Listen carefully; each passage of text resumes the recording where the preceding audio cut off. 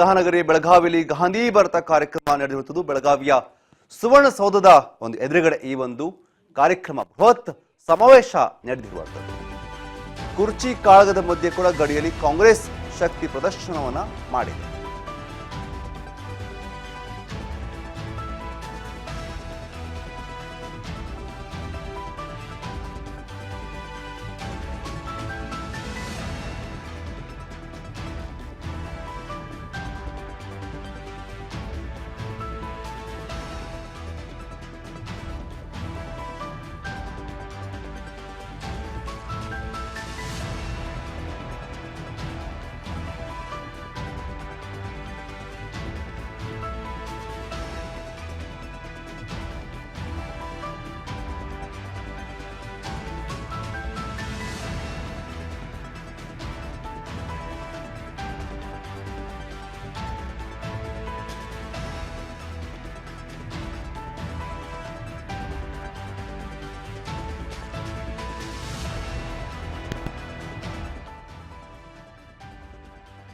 ಬೆಳಗಾವಿಯ ಸುವರ್ಣಸೌಧದ ಮುಂದೆ ಬೃಹತ್ ಸಮಾವೇಶವನ್ನ ಮಾಡುವಂಥದ್ದು. ಈ ವೇಳೆ ಶಕ್ತಿ ಪ್ರದರ್ಶನವನ್ನ ತೋರಿದೆ. ಮಹಾನಗರಿ ಬೆಳಗಾವಿಯಲ್ಲಿ ಬೃಹತ್ ಸಮಾವೇಶ ಕಾಂಗ್ರೆಸ್ ಮಾಡಿ ಈ ಮೂಲಕ ಬಿಜೆಪಿಗೆ ಟಕ್ಕರನ್ನ ಕೊಟ್ಟಿರುವಂಥದ್ದು. ಬಿಜೆಪಿ ವಿರುದ್ಧ ವಾಗ್ದಾಳಿಯನ್ನ ಮಾಡಿರುವಂಥದ್ದು.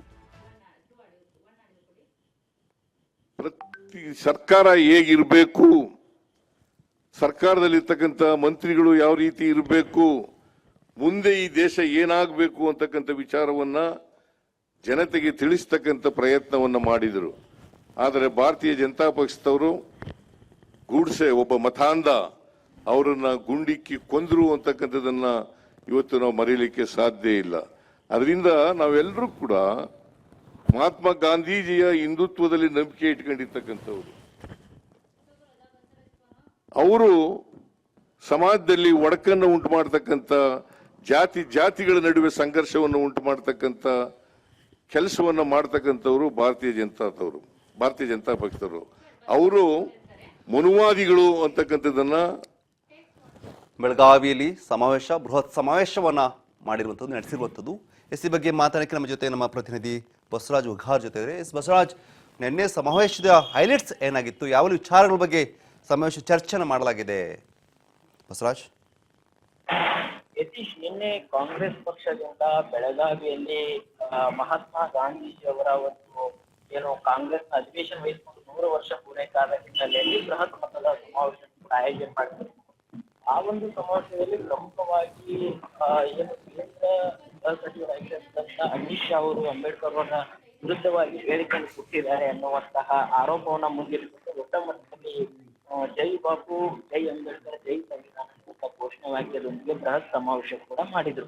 ಆ ಒಂದು ಸಮಾವೇಶದಲ್ಲಿ ಎಸಿಸಿ ಅಧ್ಯಕ್ಷರಾಗಿರ್ತಕ್ಕಂಥ ಮಲ್ಲಿಕಾರ್ಜುನ ಖರ್ಗೆ ಅವರಿಂದ ಸಿದ್ದರಾಮಯ್ಯವರೆಗೂ ಕೂಡ ಒಂದ್ ಕಡೆ ಕೇಂದ್ರ ಬಿಜೆಪಿಯ ನಾಯಕರು RSS ಅಜೆಂಡಾದಂತೆ ನಡೆದುಕೊಳ್ತಾ ಇದ್ದಾರೆ, ಸಂವಿಧಾನವನ್ನ ವಿರೋಧಿಸ್ತಾ ಇದ್ದಾರೆ, ಅಂಬೇಡ್ಕರ್ ಅವರ ಕುರಿತಾಗಿ ಅವಹೇಳನಕಾರಿ ಪದಗಳನ್ನ ಉಪಯೋಗಿಸ್ತಾ ಇದ್ದಾರೆ. ಒಂದ್ ಕಡೆ ಸಂವಿಧಾನ ಮತ್ತೆ ಅಂಬೇಡ್ಕರ್ ಅವ್ರನ್ನ ವಿರೋಧ ಮಾಡುವಂತ ಪ್ರಯತ್ನವನ್ನ ಬಿಜೆಪಿ ನಾಯಕರು ಮಾಡ್ತಾ ಇದ್ದಾರೆ. ಅದರ ಭಾಗವಾಗಿ ಅಮಿತ್ ಶಾ ಅವರು ಒಂದ್ ಕಡೆ ಅಂಬೇಡ್ಕರ್ ಅವರ ವಿರುದ್ಧವಾಗಿ, ಸಂವಿಧಾನದ ವಿರುದ್ಧವಾಗಿ ಹೇಳಿಕೆಗಳನ್ನ ಕೊಡ್ತಾ ಇದ್ದಾರೆ. ಈ ಬಗ್ಗೆ ಸರ್ಕಾರ ಯಾವುದೇ ಕ್ರಮ ಕೈಗೊಳ್ತಾ ಇಲ್ಲ. ಹಾಗಾಗಿ ಏನು ಬಿಜೆಪಿ ಕೇಂದ್ರದಲ್ಲಿ ಇದೆ ಅದು RSS ನ ಅಜೆಂಡಾ ಏನಿದೆ, RSS ನ ನಾಯಕರು ಯಾವ ರೀತಿಯಾಗಿ ಸಂವಿಧಾನ ವಿರೋಧ ಮಾಡಿದ್ದಾರೆ, ಅದೇ ರೀತಿಯಲ್ಲಿ ಸಂವಿಧಾನವನ್ನ ವಿರೋಧಿಸುವಂತ ಪ್ರಯತ್ನವನ್ನ ಬಿಜೆಪಿ ಸರ್ಕಾರ ಮಾಡ್ತಾ ಇದೆ.